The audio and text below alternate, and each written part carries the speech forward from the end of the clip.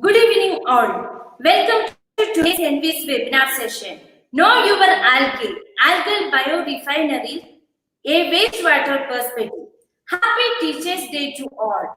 We have two special guests today. Sri Vishnu Mayananda from ALGAE Mission Bangalore and Dr. T.V. Ramchandra from IAEC Bangalore.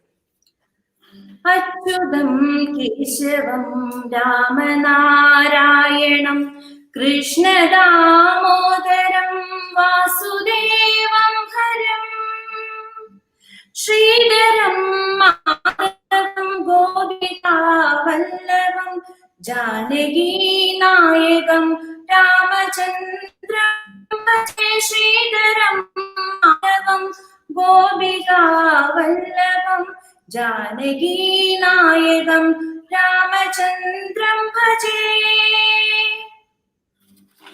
Now, I request Swamiji to give us a message on Teachers' Day. Message here or you can go us. You can wait on. It's convenient. Good evening to all. Namaste. Welcome to all of you for this live session. Today is the Teachers' Day. Every year, Dr. T. Ramchandra and his team of people used to visit Ramakrishna Mission Shivanelli, especially on this Teachers' Day for several years together. This is also, in spite of all the difficulties during this COVID pandemic period also, they are glad to say that they have come to Shivanelli and we are conducting a live session today. Today is all the more important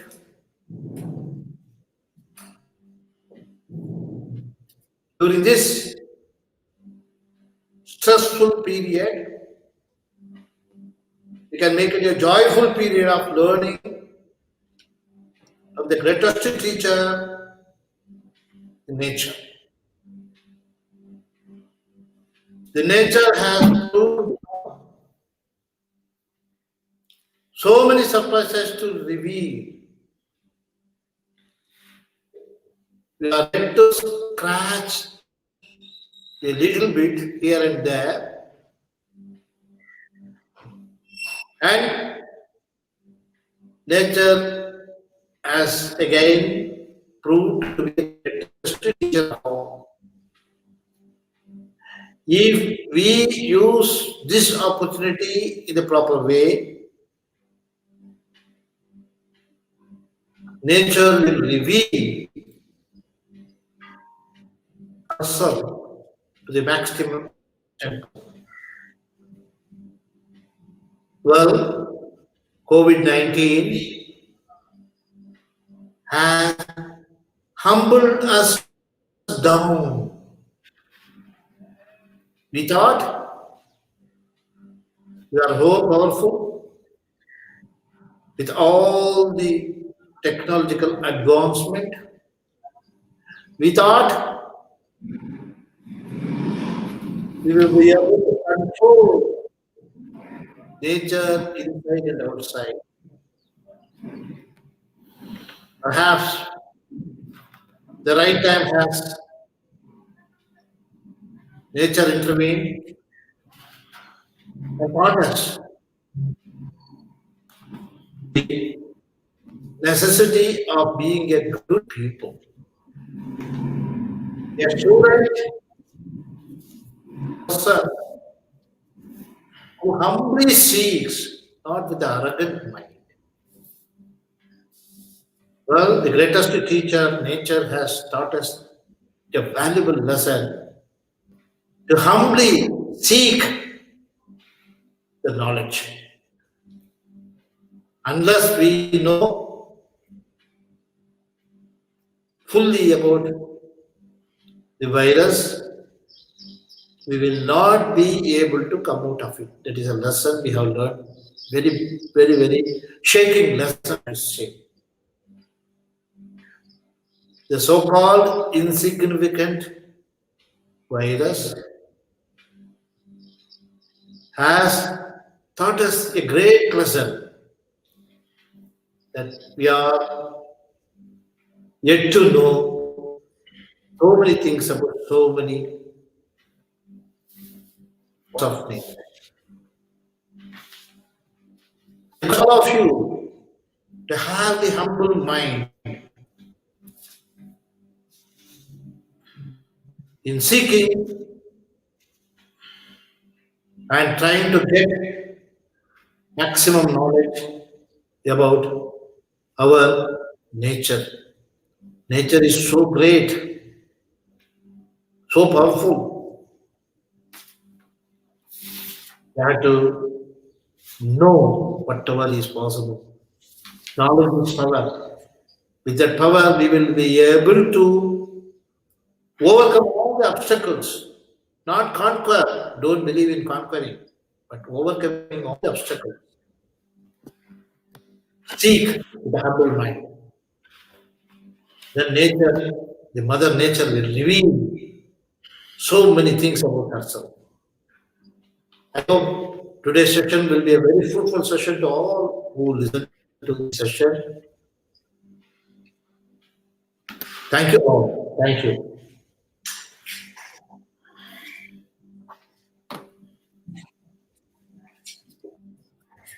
Thank you, Swamiji, for giving us a valuable message.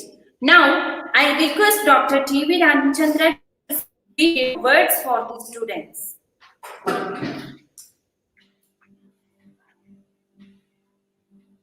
Good evening, everyone. As you all know, this is a part of the biennial Lake Symposium. The 12th event of the Lake Symposium will be held at Bangalore, Indian Institute of Science during 28th to 30th December. You are all invited to take active part in the symposium. And for this event, the series of expert lectures we have organized so that the school children can learn from the knowledge and can implement it, and so that they can come to the event. When you come to the event, you will have an opportunity to interact with the experts. At the same time, you will also can showcase your talent. That is the purpose of these lectures. And we have been organizing various orientation programs. All these orientation programs, the digitized version as well as expert lectures, are available in YouTube. The same link what you have access today for listening to this lecture, the same link you can look at the other lectures. We had earlier the lecture on insects, butterflies, birds, biomimicry, macrophytes, and there are some more lectures are lined up for the next 2-3 weeks. And today's speaker is Dr. Durga Madhav Mahapatra. He was the alumni of our institute, Indian Institute of Science. He is his PhD there. Coming back to the importance of today, today is Teachers' Day. As Swamiji mentioned, the nature is the best teacher. If you spend 1 hour outside looking at the nature, you will have wonderful ideas. You need to translate that into the technology so that you become the powerful in the system. See, if you go to outside, look at the way the climbers behave in the system, how they coil. It also gives you an idea how to design a product accordingly. Any of these, the natural things, when you monitor and observe their behavior, you will get a lot of idea. That's how many of my students have become successful. They have mimicked how the knee functions, and today they have become stalwarts in the system. And today is one such event where Durga Madhav will showcase how this microorganism, the algae, can be used for our benefit. We have the various biotic and abiotic component in our ecosystem. If we do not do the over exploitation, we all will be happy and healthy. If we mismanage the ecosystem, then we have a problem of pandemics like corona, etc. In fact, corona virus, if you look at the origin is from the wild animals. It has come to the human habitation because we mismanage the environment. The day when we start respecting the mother nature, we can even control the corona. And I want all of you to be cautious during this critical period. Please ensure the social distancing and also wear mask. And more importantly, at home, respect your parents. And also, when you go out, respect Mother Nature, and you will be highly successful in your career. Thank you very much for listening to me. Now, we will listen to the today's speaker. Before that, Cincy will say a few words. Okay? Thank you, sir. It's a great pleasure for me to introduce today's speaker, Dr. Durga Madhav Mahapatra. He has a doctorate in bioprocess engineering dealing with bioresource, biomass to energy and value-added products under the guidance of Dr. T.V. Ramchandra, EWRG, CSIAC Bangalore. He has worked on projects focusing on algal bioprocess design, controls, and modeling with a specific interest on process wastewater treatment. His major strengths are in reactor design, biome studies, metabolic process and pathways, and algal biofuel research. He has got several awards: the SCRB Indo-US Research Fellow Award in 2016 to 2017, Amulya and Vimala Reddy Gold Medal for Best PhD Thesis in 2015, Gandhian Young Technological Innovation Award in 2014. He has published various articles in international and national journal and had presented in many conferences and has many technical reports. He joined as a faculty in 2016 at Sustainable Technology Laboratory, Biological and Engineering, Oregon State University, Oregon, US. Currently, he is Associate Fellow at Delhi. Over to you, Dr. Durga, on Know Your Algae, Algal Biorefineries, a wastewater perspective.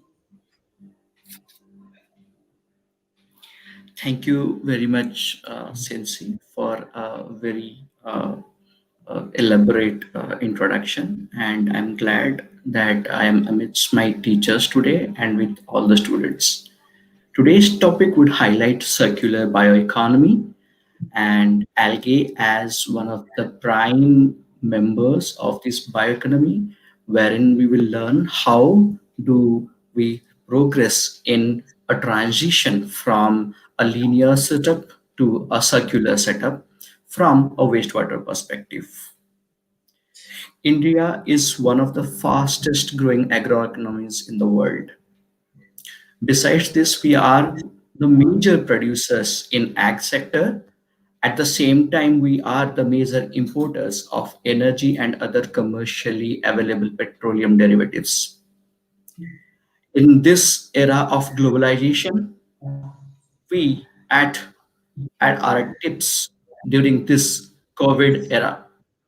Therefore, there has to be essentially a major effort made to the economy so that we revive the economy, having understood that we have certain constraints as well as we have many different strengths which are hidden in nature.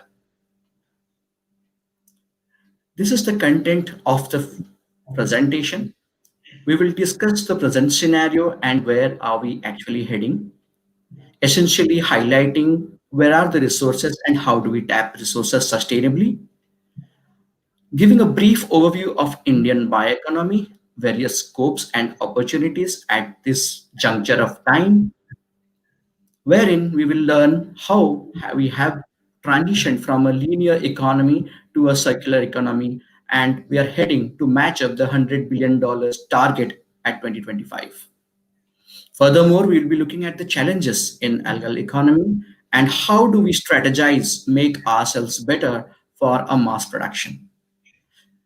We'll also have some time to question ourselves what, where, and how to cultivate. If we are selecting an algal species, how do we do the operations and how do we harvest them? What could be the potential target in terms of its benefits, profits, and how do we go about downstreaming? Moreover, we will look at two cases wherein we have learned how do we manage algae from wastewaters, taking examples from lab studies in Bangalore, and also parallelly looking at examples at pilot studies from Oregon State, which is in US. And this would be a algal wastewater study, India versus US. Moreover, we can take this message further by doing a detailed techno-economic analysis and a life cycle assessment, which would throw light on the technical feasibility, the economic viability, as well as the environmental sustainability of the algal systems as a retrofit to the present framework of the bioeconomy. Finally, we will have the summary and a couple of recommendations in terms of technology and policy interventions. Wastewater is a burgeoning problem today. Enormous wastewater is getting generated every day in India. When we talk about quantity, our estimates have shown that we have more than 65 billion liters of wastewater getting generated every day, 73% of which are from the urban sector. These comprise of mostly the metros, tier 1 and tier 2 cities. And this wastewater is very meagerly treated, wherein we could get up to a 23% treatment of the entire wastewater, which hovers around 18 billion liters per day. Rest of the wastewater flow passes the controls and the city limits and joins the surface waters and the groundwater. Here, one of the significant things to note is that these are the primary sources of contamination of surface waters and groundwaters and are a reason for great problems in the present health and hygiene of the Indian population. The sources could be many, could be industries. Primarily, we will be focusing here on municipal wastewaters. The water quality we'll be discussing in future would essentially comprise of organic and inorganic parameters and present day treatment approaches and how do we revive the thinking behind the treatment approach so as to have a sustainable approach to go ahead with treatment where we have a constraint in resources as well as economy. And finally, the resources and energy use. It is known that for every million liters of wastewater which is getting treated, you have substantial amount of money invested on it. We can say if we convert that in terms of energy, every 1,000 liters requires somewhere around half a unit of energy. So you can say for the total amount of wastewater, taking an example of Bangalore, which is around 1,200 million liters per day, we spent roughly around 6 million rupees a day just to manage the wastewater. The same case when we look at cities like Delhi, which is around 1,500 million liters per day, you spend somewhere around 7.2 million rupees a day, which is a substantial amount of money getting spent just on treating wastewater. Now, this enormous amount of energy which is used to treat wastewater is also not an easy go. We import a lot of petroleum and petroleum derived products from abroad. So when we look at our imports, more than 200 million tons of petroleum and petroleum derived products has been imported in 2019. Out of which, if you can see, it comprises of around a quarter of our imports investment, which is a substantial amount.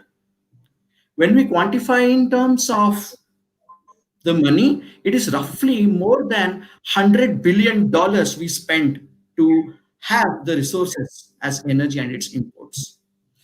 This amount of energy which is sought is variably used for targeting the energy sector, for targeting electrification, for targeting other resource management and commercial derived products. If we look at the energy share of the energy basket of India, a very meager amount of 16% is today is the contribution of renewables to energy, wherein less than 0.04% is the contribution of the energy which we derive from waste sources, let's say from algae.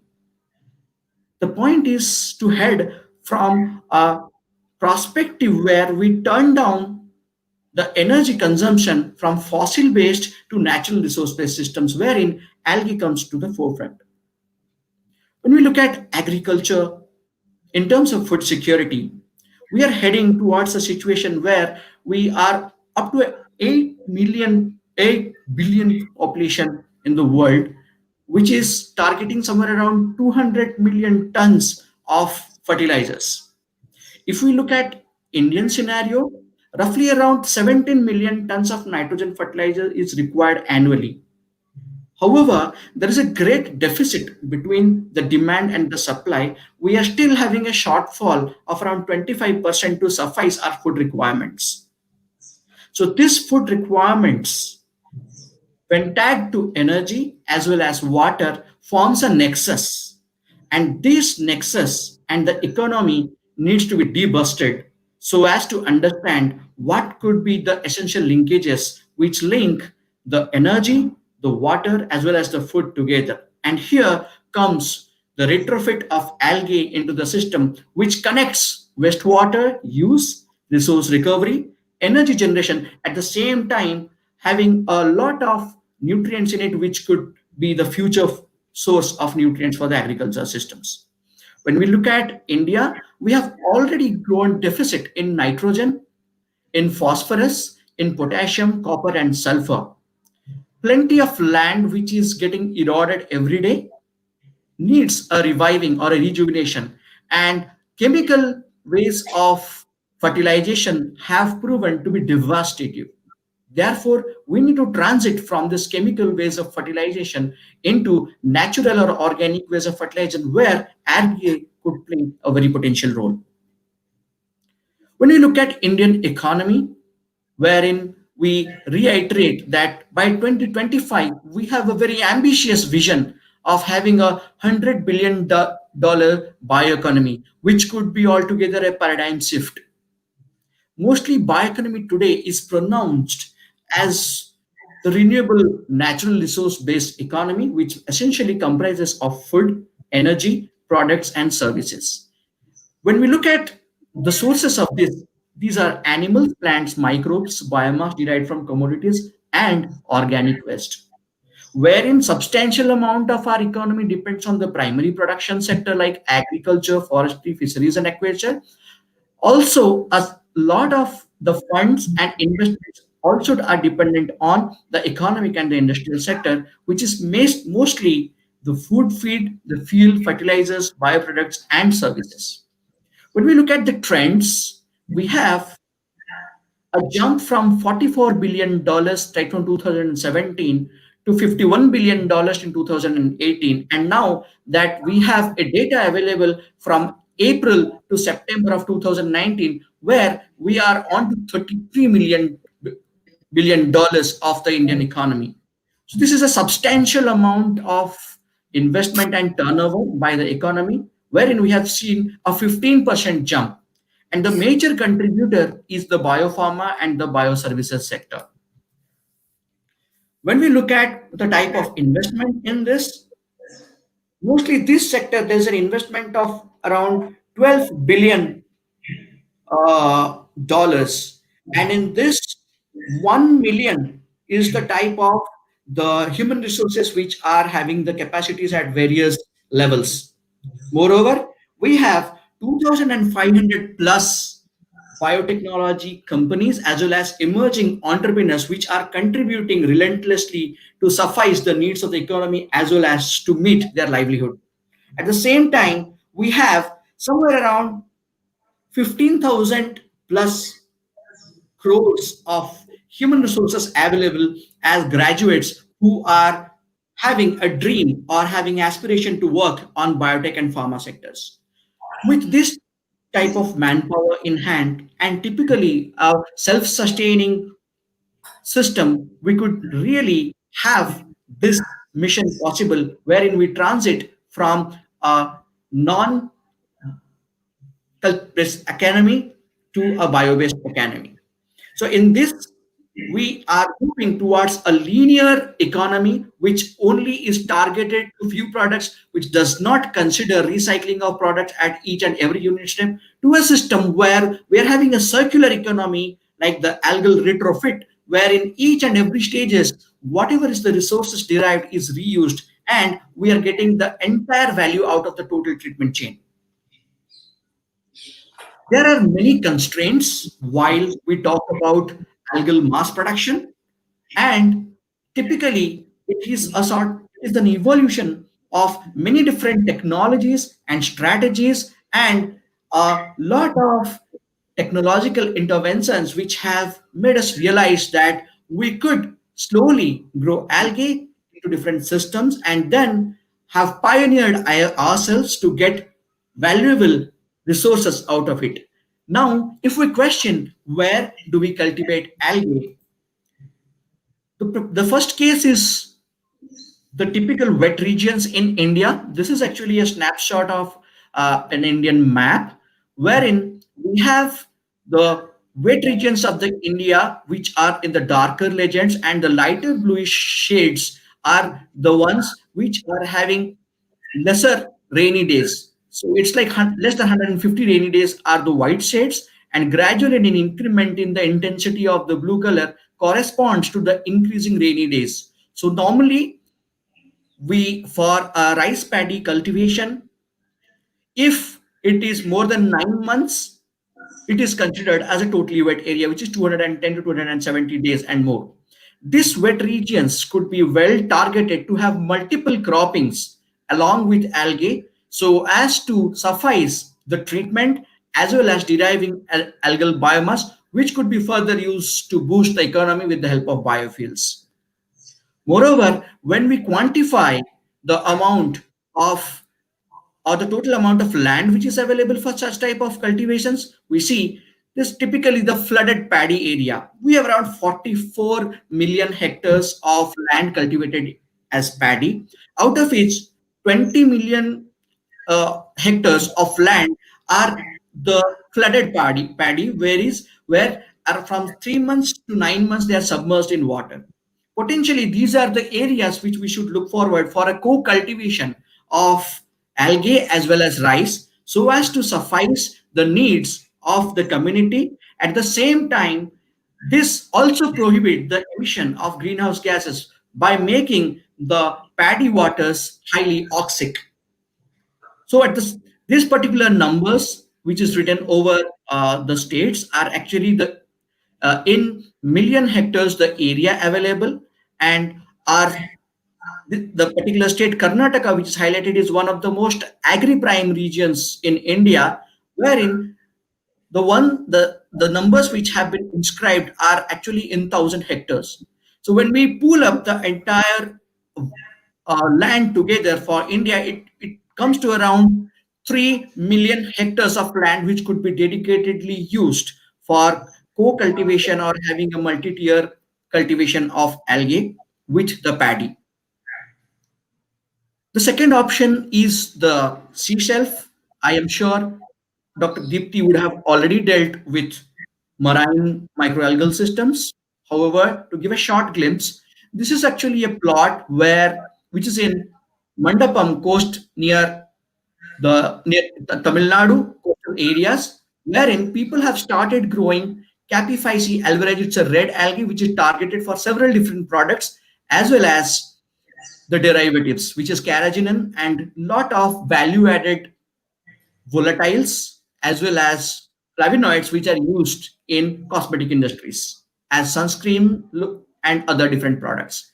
When we look at typically a system over here, there are rafts which are multi-triangular rafts, which is 3 meter by 3 meter.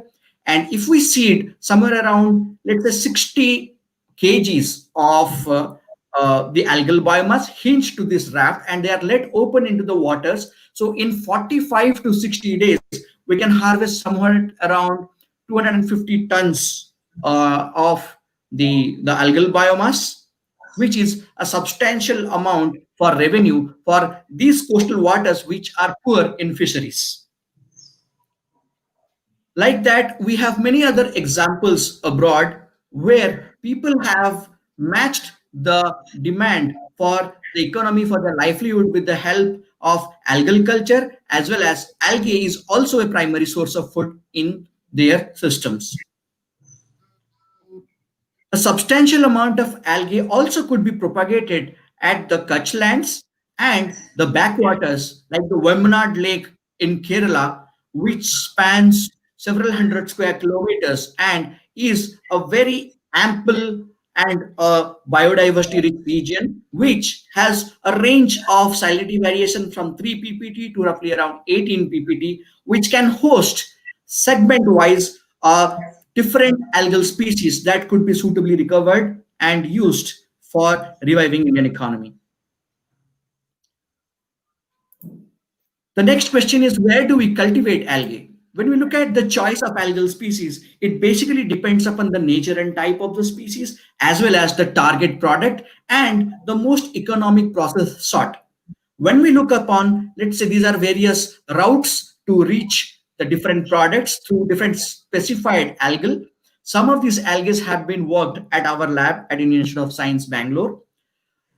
Primarily, the single cell proteins could be targeted where chlorella and spirulina, which have a very rapid growth rate and a substantial amount of protein embedded in it, could be targeted. Secondly, when we target something which has a bulk fiber, food and feed value at a macro level, Spirogyra, Cladophora, and Anabina could actually meet the demand.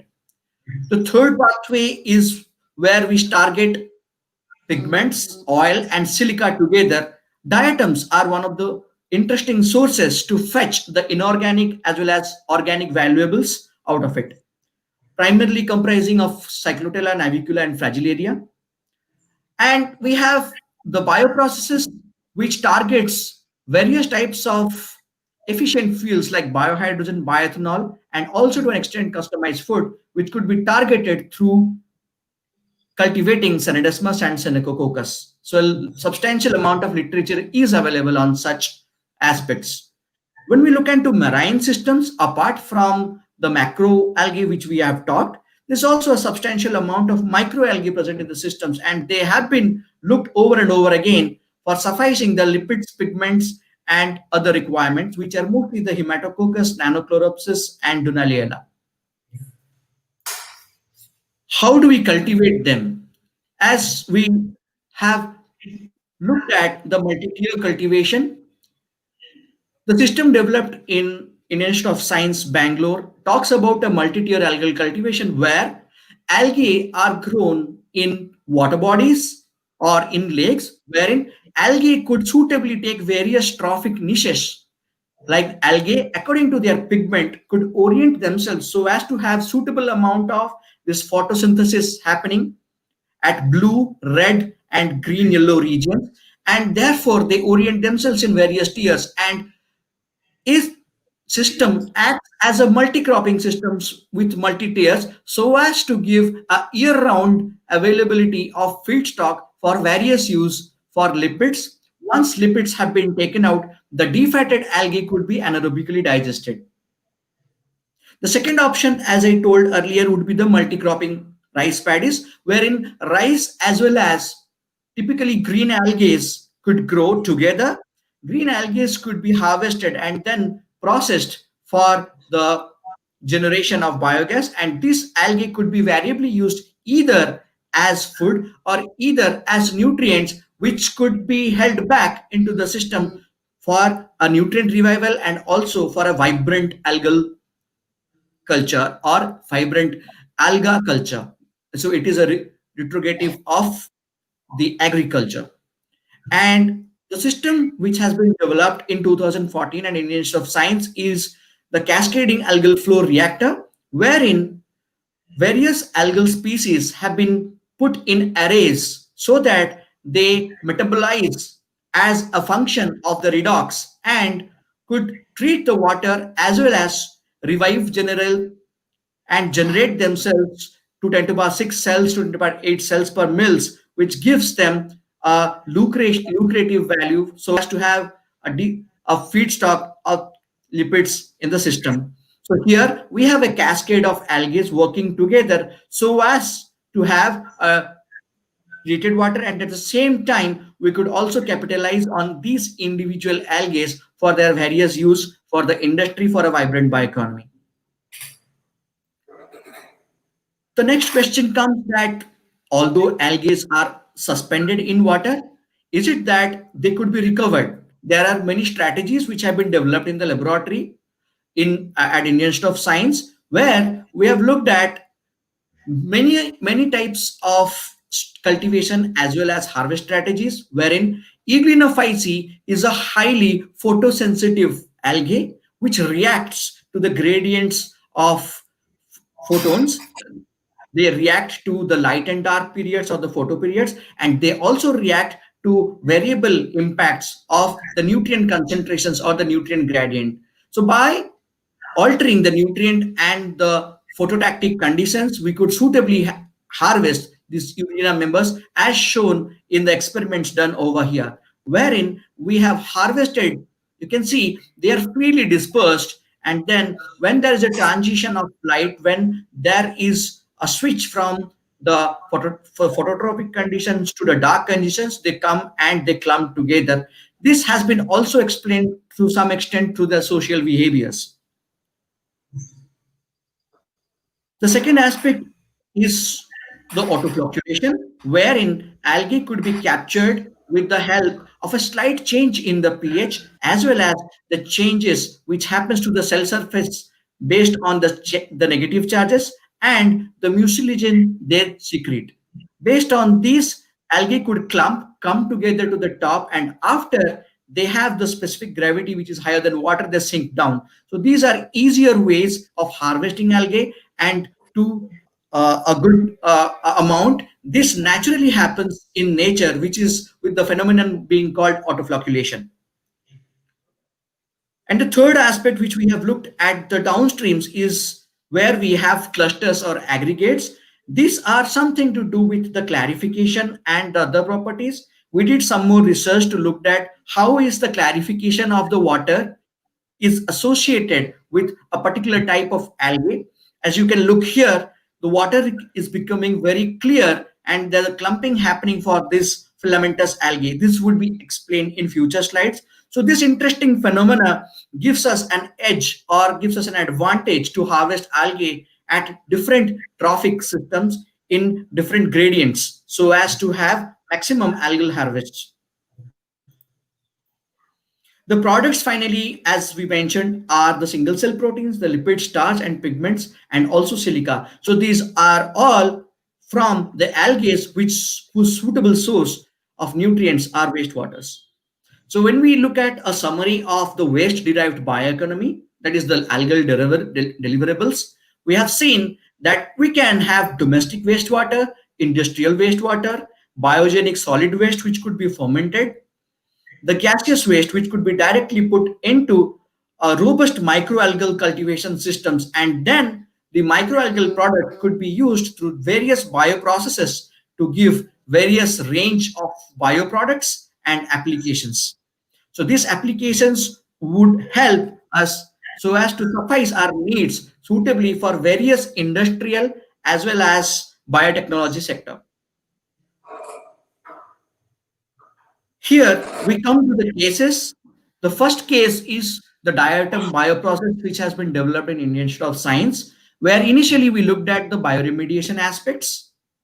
Here we could see potentially in mixotropic and heterotropic conditions, diatom, because of a suitability or a uniqueness in their pigments, could also harness wavelengths which is unsuitable for other algae.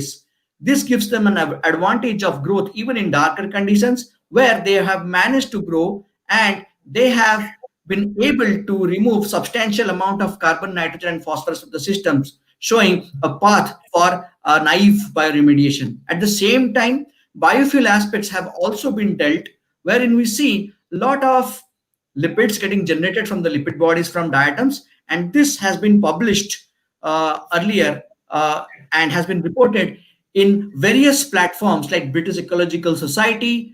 We have the Scientific American. We have also the Science Daily, which is the press pack for the American Chemical Society, and the details of the publications are mentioned here. And if somebody wants, they can visit this publication for more information. Then we looked at what is the reason and how do this flocculation happens. We could find with the help of EDAX and SEM and other technologies that the primary uh, method in which these diatoms do flocculate is through the mucilagen which they secrete, and this is one of their primary properties, and these have been quantified and the rate of the flocculation have already been studied at the institute. Moreover, we were very keen to know the best diatom or the diatom which was suitably used for all these experiments, and we did uh, a genetic analysis with the help of ATS as well as ITS segments, wherein we did find that this is a cyclotila species which gives really wonderful properties of nutrient remediation as well as biofuel production. Moreover, now we are looking onto the frontiers of using this diatom cells as solar panels and ways of harnessing or optimizing the silicas to a way wherein it could have maximum semiconducting ability with the help of functionalization and subsequent to that its orientation for capturing maximum sunlight and highest photosynthetic conversions at the photoactive range. Regarding the filamentous algae which I was talking, this was planktothrix species. Again, we went for an identification with the help of genetic tools, and we could suitably look at what is the type of species, and we could map the growth of the planktothrix species with time, where they show good carbon as well as nitrogen remediation properties. However, the phosphorus remediation were to an extent low in the system, and we could see a different mechanism of concentrating these algae. They do flocculate at just an hour, and you can see this algae coming and flocculating just in an hour. When we tried to look at the rate of flocculation and linked it with the dissolved oxygen ORP, we could see a good correlation between the dissolved oxygen as flocculation. So as the system changes from a lower redox to a higher redox, we get a higher flocculation efficiency in such systems. This we also monitored the vesicle density and many other parameters like secretion and homogeneity of these algal systems. And we noticed that there is an increase in various aspects of these properties as we go from day 1 to day 7, which is the cultivation period. So this particular exercise gave us an idea that such particular algal systems, which are macroalgae, could also be used potentially for sludge capture and clarification, which makes the water very suitable and aesthetic to be used in the downstream, be it bathing water quality or be it irrigational water quality after the treatment. So now we move from the lab-based studies to the outdoor studies. Here, there are two study areas like Mysore and Bangalore. We'll be dealing each one of them in a short while. This is a study where we have looked at a treatment farm called Vidyaranyapura, which is around 15 hectares, and we could see that algae do also are present in highly anaerobic conditions, which was a first time reported in our publications. And this particular, sorry, there is a sound lag. Yeah. And this particular way of algal orientation gives it an advantage to symbiotically work with the anaerobes so as to treat wastewater. At the same time, we can also see at the facultative regions, we see a lot of Euglena species growing. And finally, when the water comes to the clarification zones, we could see the algal count becoming very less and different categories of chlorophyce going in the systems. This also helped us to actually devise a tool wherein we could do the real-time monitoring of the changes in the population of algal as well as bacterial systems with the help of flow cytometry. And as we can see, as we go as a function of retention time, we can see the bacterial population shrinking and the algal population increasing. So this is for the first of its kind where we have used a flow cytometric apparatus for real-time monitoring of algal as well as bacterial species based on forward scatter, backward scatter, and autofluorescence. Now, Bangalore, as we see the dynamic city which is growing day by day with its IT as well as BT Ventures. Uh, Typically, Bangalore has around 1,200 million liters per day of wastewater getting generated, and these are suitably pumped by various pumping centers, stations to different treatment units. However, we were very shocked to notice that substantial amount of treatment is not done at the treatment plants. It is done on the very basin or the various watersheds as algae rich water flows from higher elevations to lower elevations. So by the time this algae reaches to the lower elevations, we see the treatment happening. So this gave us an idea that could we capture algae from various streams, from various redox regions, and juxtapose it in a format so that we get a primary, secondary, and a tertiary treatment done in one shot. This was the intuition as well as the exploratory survey, which gave us an idea, and we went ahead and developed a technology called the cascading algal flow reactor. Well, that was what was done in India.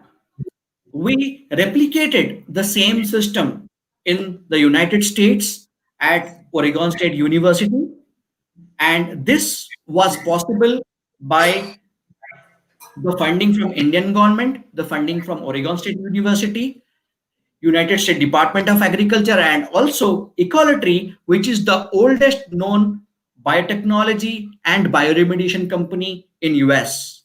We were very fortunate to have in-kind grants from this institution, from this company, and we were able to commission our pilot scale unit, which ran at 4 kiloliters capacity, and this was run for 2 years, and even now it is running in the US.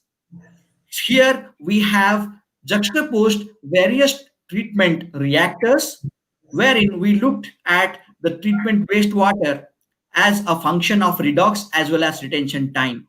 So where we have the municipal wastewater coming into initial anaerobic phase of the reactor. This is a particular reactor which is completely anaerobic in nature, wherein the carbon manifests itself as the volatile fatty acids, and we stop the volatile fatty acids to get converted into methane. So we calculated the retention time in such a fashion so that just before the conversion of the acids into methane, we drew that water here into the mixotrophic phase. And in the mixotrophic phase, there were a varieties of bacteria as well as substantial amount of algae, which were able to tap that volatile fatty acids and grow very well. So we could have a density of around 11 grams per meter square per day in this very reactor. So after a detention of algae over here for 1 or 2 days, we collected the algae in the algal settler 1, and the effluent of the algal settler 1 through the tears would go to the phototrophic phase, wherein the green algae, which has been noticed abundantly, takes over mostly the nitrogen and the phosphorus part which is remaining behind in the system. So they were responsible to remove around 74 to 85% of the nutrients, and around 65 to 72% of the nutrients as phosphorus, finally landing up in the algal settler 2, where we derived this algal biomass as well. Effluent of these were passed through the wetlands, which was mostly the poplar and willow, and by the wetland plants, and as well as a filter media beneath it, which was made up of perlite. There was a dual action of rhizomes and the biofilms over the filter media, which could finally take down the available amount of nutrients, and the effluent was less than 5 NTU, which is the turbidity which is recommended for EPA, as well as the nutrients and the carbon levels are way below the EPA levels. And this exercise finally gave us a really clear as well as irrigationally suitable water, which was then drawn out into the effluent. We actually studied the bacterial dynamics, the algal dynamics. We also studied 14 climatological parameters, where we got the data from the Institute Weather Center and also from NASA. We also looked at what is the typical type of the interlinkages or the relationship between the various trophic systems in tandem with the physicochemical parameters. So firstly, the monthly variation, as you could see from this population chart, we could see the co-dominance of Cyanophyceae and the Basilorophyceae initially when we started in the winter. And during the winter, we could see that this sustained till the end of the spring, where we have substantial amount of the co-dominance between that. However, the onset of the spring and the summer, the green algae, which is the chlorella species, took up. So here we have a transit from diatoms and the filamentous cyanophyceae to the green algae, which is really unusual when we compare it to the Indian systems, where most of the time we have seen green algae flourishing. When we looked at the phototrophic pond here, this also had a substantial variation in the regions of algae, and we could see two spots where there was the peaks of the green algae growing higher. So this particular trophic systems was different from the mixotrophic systems, wherein there were predominance of green algae in the systems. And the details of this could be looked at from the manuscripts. We to look at what is the typical impact of bacteria in the system, as bacteria are the ones which are responsible for phosphorus mineralization, nitrate conversions to nitrite to ammonia, and further conversion of ammonia to nitrates. So we thought it is very much essential to look at the changes in the microbial population. So we went for an in detail metagenomic analysis, mostly through the help of amplicon sequencing. We have two different approaches. We have the amplicon sequencing and the contigs, wherein the amplicon sequencing and the are mostly with the help of very narrowed down features just to identify the algae. So we took the V4 and V5 region of the bacteria to amplify that, and then we also compared it with the shotgun techniques. Shotgun techniques is a good technique wherein it takes into account all the DNA. However, it is not productive here is because we were specifically looking at the bacterial DNA. So we went ahead with the amplicon sequencing, and you can see that over all the seasons, we have monitored what is the type of the bacterial abundance as well as the dynamics as we move from the inflows to the outflows across the various treatment units. So here, in a summary, we can see there's a drastic decrease in the population of bacteria, delta proteobacteria and bacilli, some of which are rarely pathogenic in nature. So that shows our system making the water more treated as well as more healthier for use at the downstream. At the same time, we could see there's an increase in population of the cyanobacteria, which shows that there is a removal of the total suspended solids which have made sunlight enter the water, and therefore we have high cyanobacterial population at the end. And we have also looked at tremendous amount of growth of the beneficial phototropic bacteria at the end of this, which also shows that the system is reviving in terms of wastewaters. These are the details of the various bacterial units which can be further talked about later. When we asked the questions whether there were communities which were diverse, yes, we did a sort of a two-way process phylogeny where you can see the abundance which is shown in different colors, the abundance of different species as well as the abundance with respect to different processes. And what we could see that Burkholderia and Rhodocyclaceae, these are the two different families of bacteria which were the most abundant among all. The reason being they getting correlated with ammonia, which would be very much evident as I will be mentioning the multivariate analysis at the later stages. This gives us an idea of the communities of the bacteria present and its relationship to the specific type of reactor where they are destined to do a type of function which is intended. Let's say the first reactor, we are intending a sort of VFA production. So it is a evolving amount of bacteria from the archaea as well as from the bacilli, which are anaerobic in nature. Slowly we progress from the anaerobic systems to the anoxic and microaerophilic systems, so bacteria hovering over there, to the aerobic system where there could be aerobic bacteria. The entire spectrum of these bacteria are highlighted over here.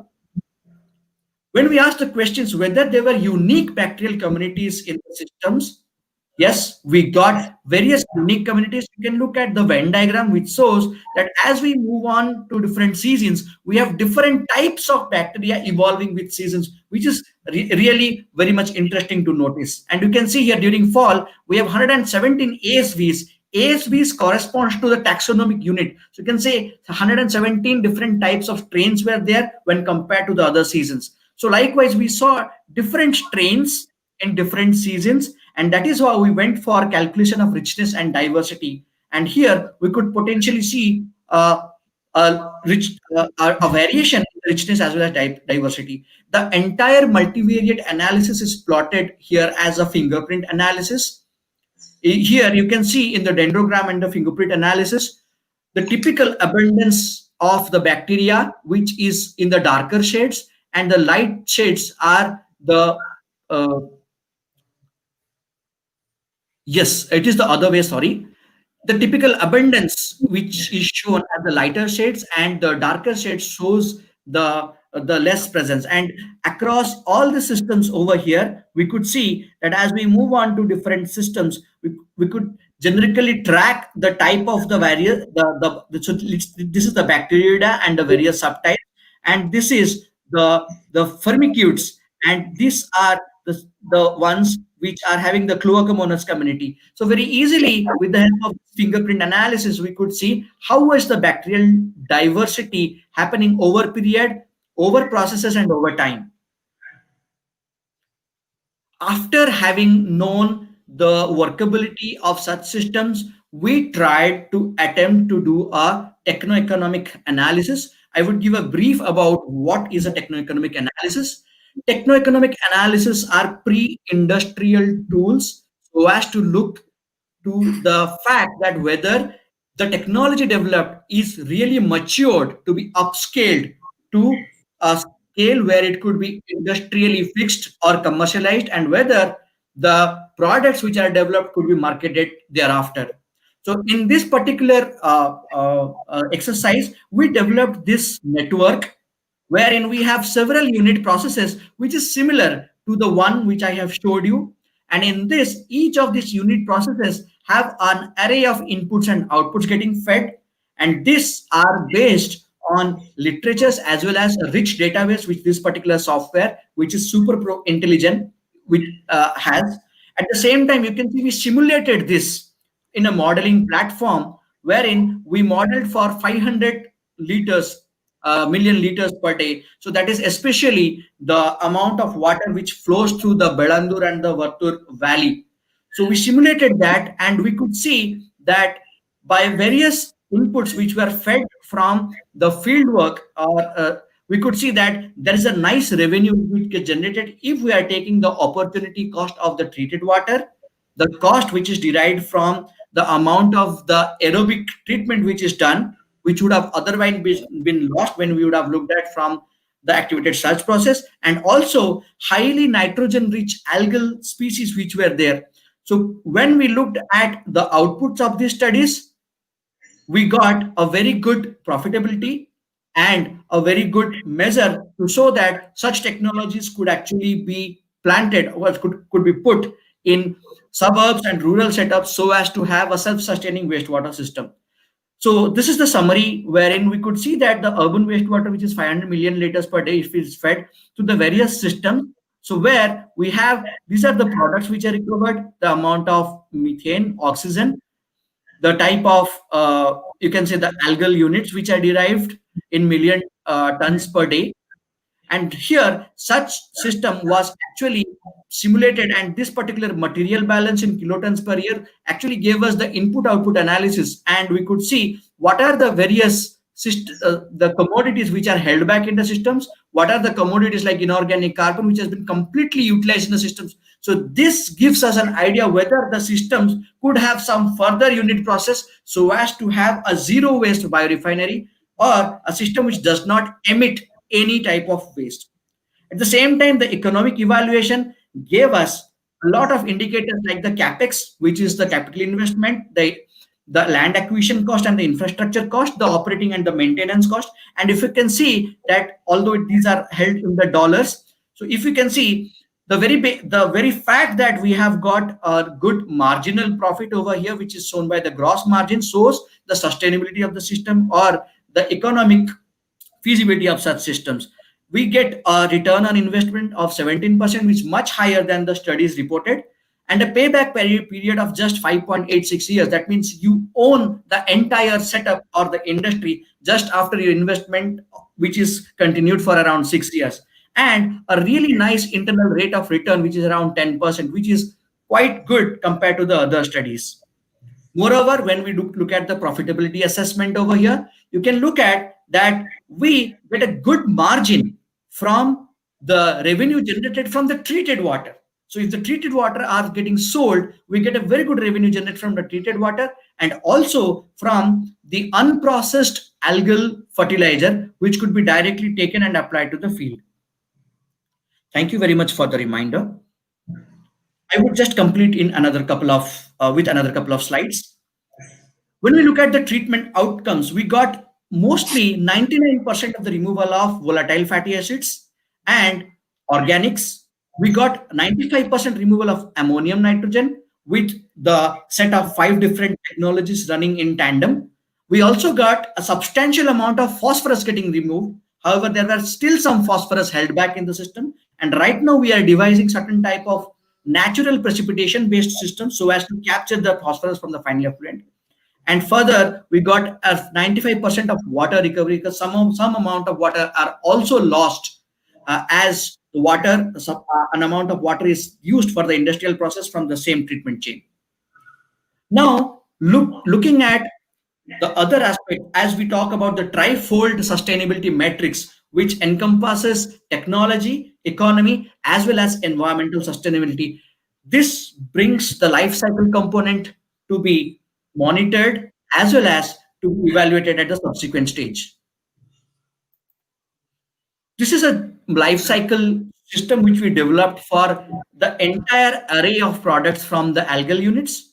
These are the various process inputs: sunlight, water, nutrients, enthalpy, which is in terms of energy, carbon dioxide, infrastructure, and chemicals. The inputs to the upstream processes would be materials and energy, and the outputs from the downstreams would be gaseous emissions, water, soil, and what is most important is the use stage in the life cycle analysis and the disposal stage. So here we do not consider the raw material stage. Here we consider start from the process till the product is getting used and its subsequent disposals. So here a range of different commodities have been clubbed together and individual assessment platform has been already made. However, for our case, we have only looked at the fertilizer because we used the algal biomass produced from the treatment plant as fertilizer because the lipid contents were critically low and the nitrogen content was very high. That was the thought why we landed up in having fertilizers from this algae. Typically, the life cycle assessment snapshot is shown over here. The municipal wastewater getting fed, solid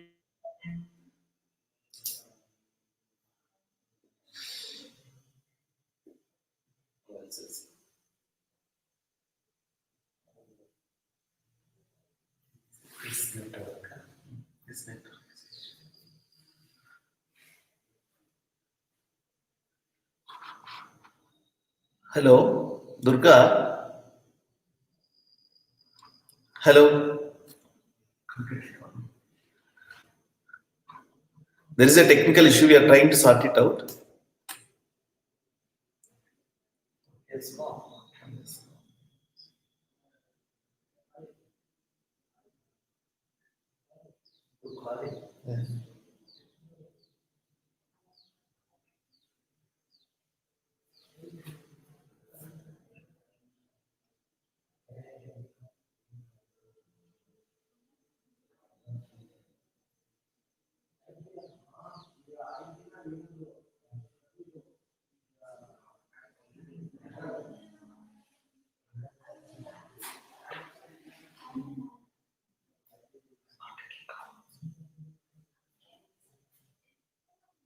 It's not even taking calls. So he's connected.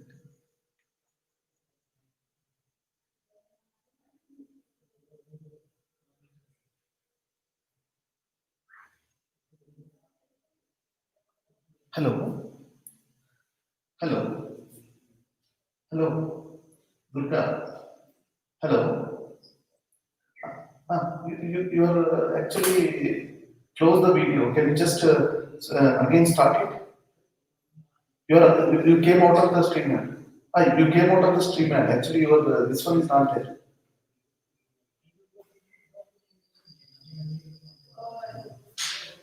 You just restart. You restart the streamer.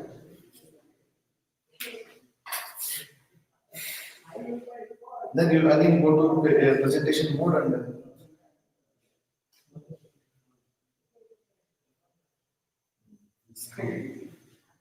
now you have come. Durga, try to finish 5 minutes. Okay, okay. Yeah, sure. Okay, thank you. You open the PPT.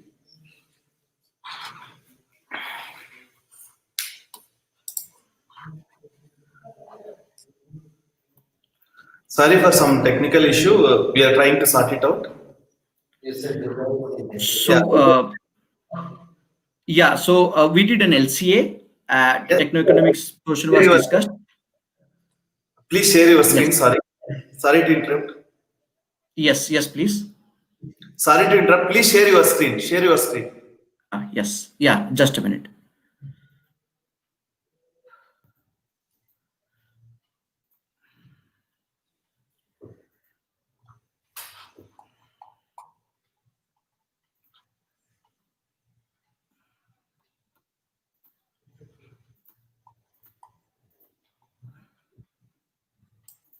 Yeah, I'm very sorry for the technical flaws in the middle. So we were just discussing on the techno-economic analysis. Subsequently, we were also in the process of discussing the life cycle assessment. And here, as we can see, we got a better life cycle assessment values in terms of the methane emissions. We were substantially negative compared to the conventional wastewater treatment. And this is the summary sheet of the way we started from scratch, like for the laboratory scale up conditions. And then we looked at the scale up at 20 liters reactors.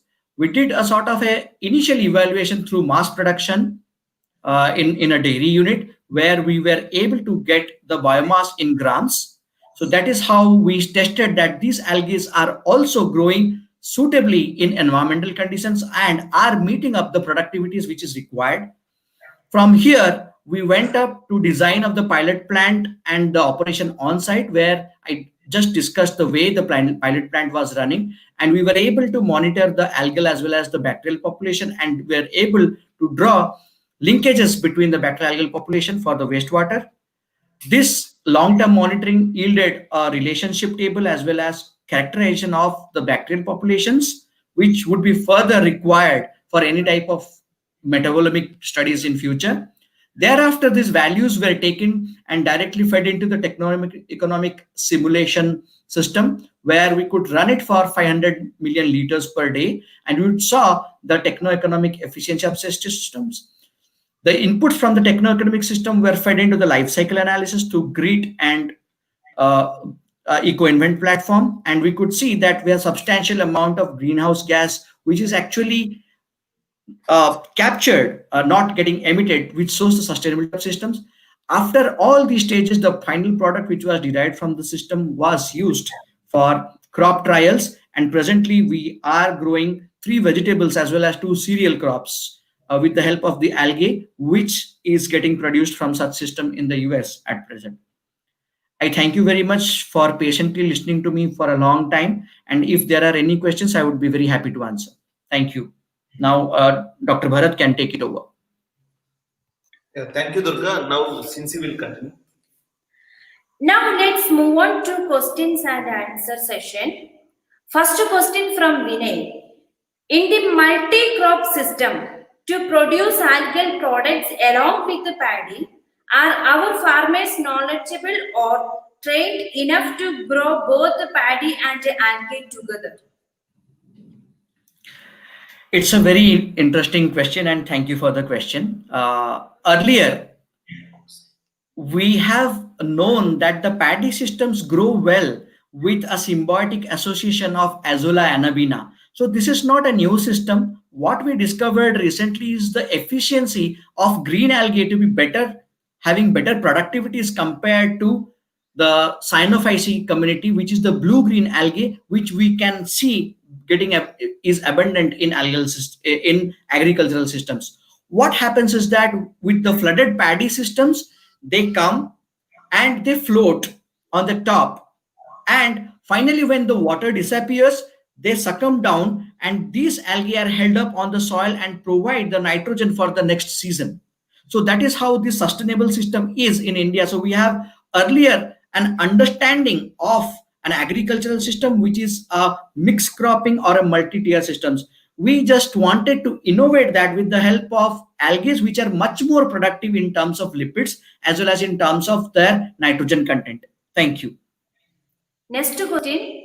Also surprised to see there is no algal presence in the eastern state. Seven states of India, in spite of heavy rain there, is it because of elevated land structure there, or any other reason? Very interesting question.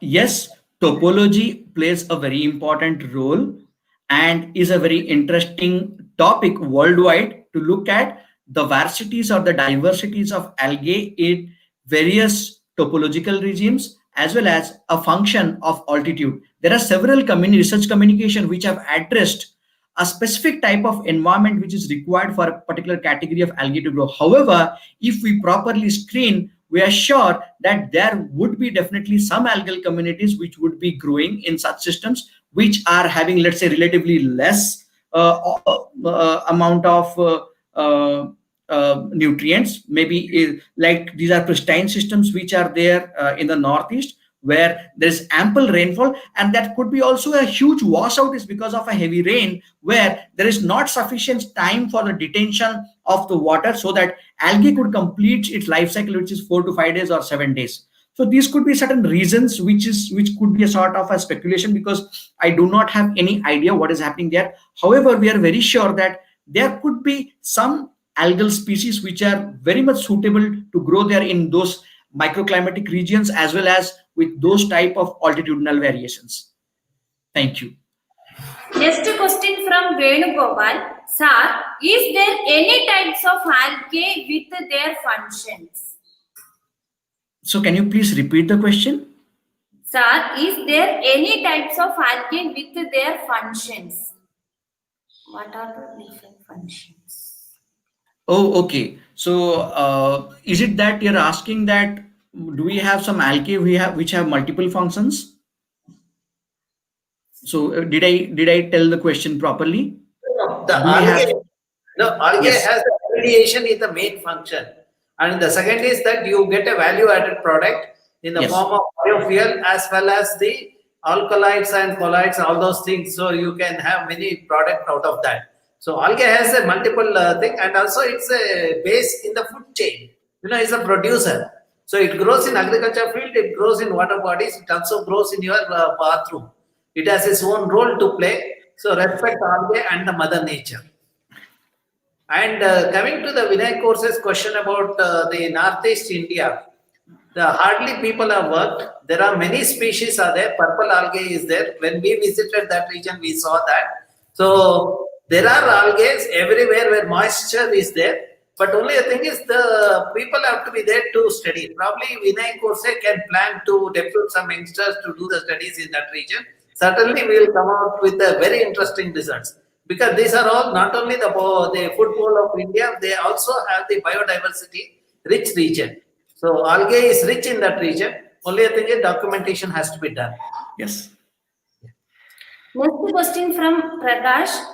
Which are the promising species abundant, affordable, and sustainable for biofuel in open ocean?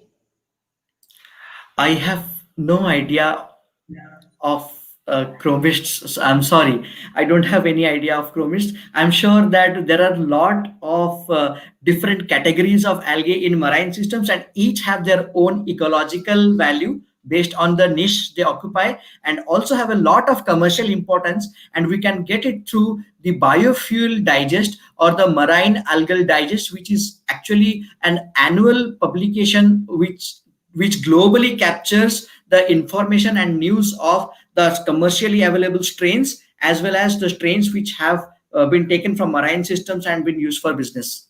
Thank you. The challenge there in the open ocean is the harvesting. If we can do it, we have a wonderful algae there, diverse algae, which can meet various needs of us. So someone has to develop the optimal or efficient harvesting system, which is cost effective. Which are the lab demonstrated method are successful in open ocean algal harvesting technology? Well, it's already answered. You can move to the next question. Next question from Arpida. I would like to know, as a citizen, how can I make water bodies less polluted, avoiding certain substances? Yeah, the very simple answer is what Professor Ramchandra just said. Allow things to happen naturally.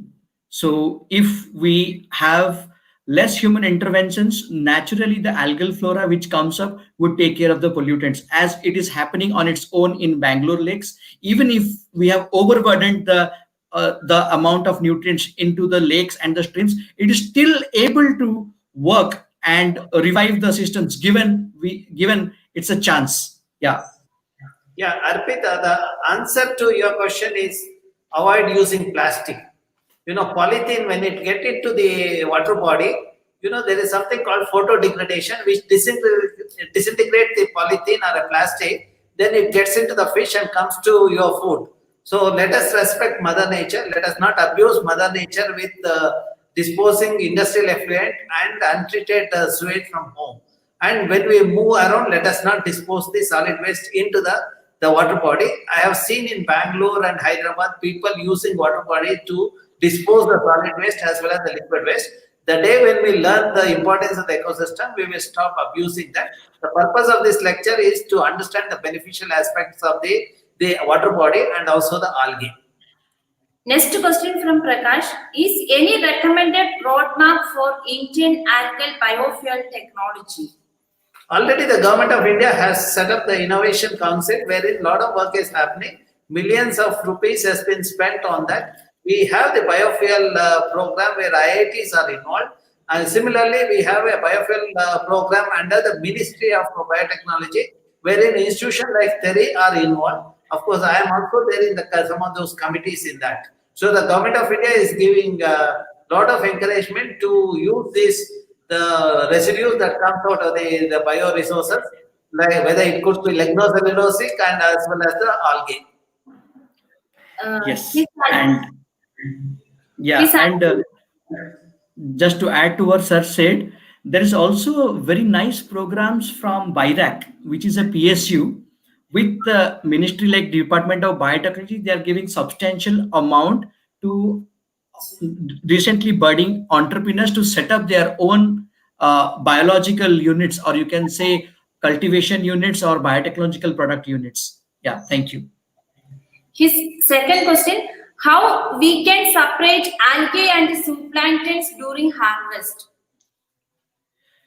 Yeah, that's a very nice question. Normally, people avoid the growth of zooplanktons in monocultures. However, we actually do screening of the algae through fine filters, various strains which are used to separate, and after that people also look at algal separations from various mechanical operations. So this is a very energy consuming way of separations, but if we are not intending to have pure algal cultures, we could very well manage to have both of them together as biomasses. Yeah. And it won't affect the biofuel anyway. Yes. Next question from Sushama. Is there any growth curve pattern of algae available, sir? How is growth measurement of algae? Yes, we have already a well-established model. We have 7 well-established models which have captured the growth patterns of algae. It is very much in the literatures. So it has many different ways in which you can see the sigmoid curve varying. And so the next question is, how does it affect? What was the next question, Cincy? How is growth measurement of algae? Yes. Yeah, we do growth measurements of algae through solids, number one. Number two, through the help of OD, optical density. Number three, with the help of chlorophyll. And number four, with the help of cell counts. These are the four different methods by which we can track the growth of algae. Yeah. Next question from Prakash. Is any environmental issues associated with the algal mass culture or algal blooms like red tide? Yes, these are very much rare, wherein we have dinoflagellates growing somewhere in some part of the earth. However, most of the species which are sprawling in surface waters and marine systems are non-toxic in nature.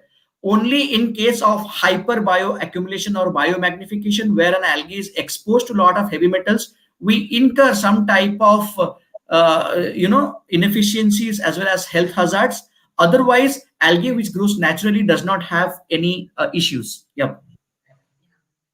Thank you, Dr. Durga, for the wonderful and very informative sessions on algal biorefineries. I am sure that students are benefited by this session. Please subscribe to our channel to receive more updates. Thank you all for participating in the NVIS webinar session. Thank you all. Thank you very much. Durga, you are invited to Lake Symposium. You need to come 2 days early and we take part in the symposium. Yes, surely, sir. I am here. I will. Even if COVID is there, you need to be there. Yes, I will come, sir. It would be my very happy moments. I would join my family. Yes, I'm eager to join.